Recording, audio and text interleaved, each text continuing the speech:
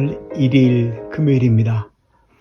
오늘 우리 국가적으로 민족적으로도 의미가 있는 3.1절 행사일이었고요. 우리가 디아스포라 이렇게 흩어진 민족이 되었지만 우리 조국, 우리나라를, 우리 민족을 잊지 않는 그런 마음의 결심이 우리와 우리 후손들에게 더 있어야 하리라 이렇게 생각이 되어지고요. 어저께 2월 29일은 컴퓨터를 만지는 게 사실 많이 서투릅니다. 그래서 기계적인 기술적인 문제로 인해서 속만 태우다가 결국 올리지 못한 셈이 되었는데요. 오늘 하나님 말씀을 계속해서 함께 상고하도록 그렇게 하겠습니다. 여러분, 이스라엘 백성들은 애굽 땅에서 400년 동안 종생활, 노예 생활을 하다가 하나님의 크신 도우심, 건지심으로 인해서 출애굽, 애굽을 나와서 약속의 땅, 가나안 땅으로 갑니다. 사실 가나안 땅으로 가는 것이 그들의 출애굽의 목적이기도 하였죠.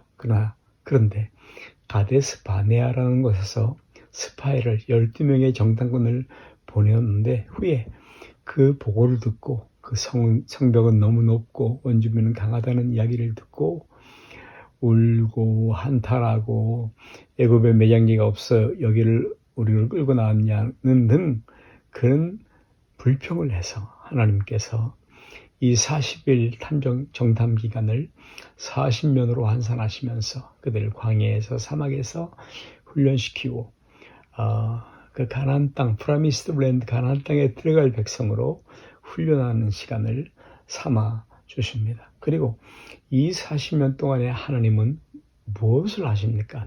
그것은 도무지 사람이 살 수 없는 그 땅, 거기에서 이스라엘을 직접 먹여 살리시죠. 하늘에서 만나를 양식처럼 내리시고 날마다 고기 먹고 싶다고 하는 사람들에게 매출하게 고기를 먹이시며 밤에는 불기둥 온기로 그들을 보호하시고 낮에 구름기둥 뜨거운 사막의 햇볕 더위에서 그들을 보호해 주셨습니다.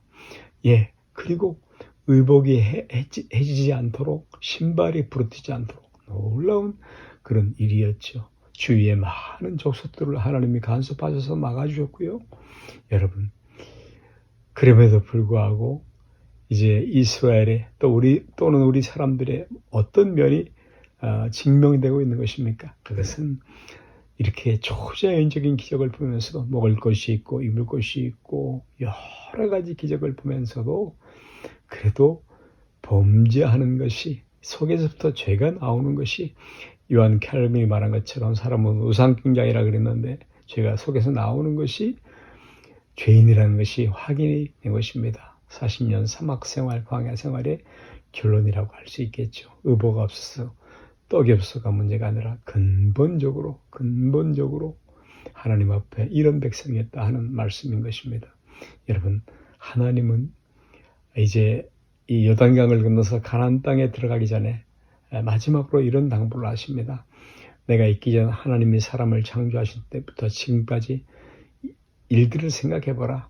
이런 큰일이 있었느냐? 어떤 국민이 불 가운데서 말씀하시는 하나님의 음성을 듣고 너처럼 생존하였느냐? 너같이 너의 민족을 다른 민족에 의해서 큰 팔, 강한 손으로 빼내오시느냐, 건져내오시니 있느냐라고 그들에게 말씀을 하고 있습니다. 그러면서 말씀하시기를 너는 오늘날 상천하지에 하나님은 오직 한 분이심을 알아. 다른 신이 없는 줄 알아 명심하고 오늘 내가 내게 명하는 여호와의 규례와 명령을 지키라. 너와 내 후손이 복을 받아 내 하나님 여호와께서 내게 주신 땅에서 한없이 오래 살리라. 할렐루야. 그래서 율법을 주셨다는 것입니다. 율법을 주어서 지키게 하셨다는 말입니다. 그리고 하나님은 그 종을 너를 보내셔서 매우 부지런하게 가르치셨습니다. 경고하시기도 하셨죠. 여러분, 그렇게 했지만 구약의 결론은 무엇입니까? 죄인이라는 것입니다. 죄인인 것을 자복하는데요. 다니엘의 기도에 주여 수욕이 우리에게 돌아오고 우리 열왕과 우리 방백과 열주에게 돌아온 것은 우리가 주께 범죄하였습니다. 마침내 무릎을 꿇지요.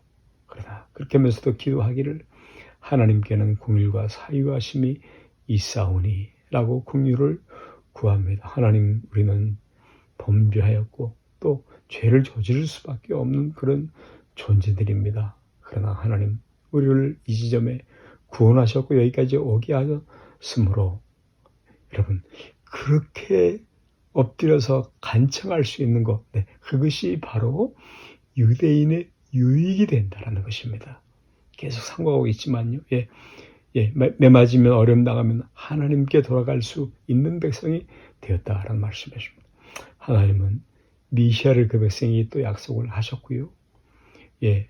야곱이 축복하면서 실로가 오실 것이다. 메시아가 오실 것이다. 그 약속이 그들에게 주어지고 있는 것입니다. 여러분, 누구나 차별 없이 주앤 젠타일, 누구든지 유대인이나 이방인 차별 없이 메시아를 통해서, 그리스도를 통해서 주 예수 그리스도 메사이아, 우리를 구원하시러 오신 하나님, 그 하나님을 통해서, 예수를 통해서 차별 없는, 구별 없는 구원을 받을 수 있는 것입니다. 의를 얻을 수 있게 되는 것입니다. 여러분, 예수님 자생하실 때에 예루살렘에 시므온이라는 한 사람이 있었다라고 기록을 합니다. 누가복음 2장에 기록이 있지요. 그가 여러분, 할례를 받으러 오는, 정결례를 따라서 오는 예수님을 보고 그 아기를 가슴에 안고 하나님을 찬송하여 가로되 내 눈이 주의 구원을 보았사오니 이는 만민 앞에 예비하신 것이요. 종을 이제 평안히 예수 그리스도를 만나고 그가 마음의 평안을 궁극적으로 얻게 되는 것입니다. 여러분, 본래 예수를 믿는 가정에서 태어난 또는 유년 신앙생활을 한 사람, 그것이 무슨 유익이 있단 말입니까? 이렇게 말할 수가 있게 됩니다. 그러나 그 사람은 분명 하나님의 존재하심과 그분의 성품 일하시는 방식에 대해서 더 많은 시간 동안 축적해서 갖고 있는 것입니다. 그리고 하나님을 드러낼 수 있는 빛 대신 주님을 어둠 가운데 밝힐 수 있는 그런 사람들인 것입니다. 이렇게 하나님의 계심, 진리, 생명, 죽으면 사람이 어떻게 되는가, 거룩과 영광, 영혼이라는 것은 무엇인가, 그것은 모두 우리 쪽에서 이렇게 나와야 하는 산 위에 있는 등불 같은 그런 나옴이 되어지는 것입니다.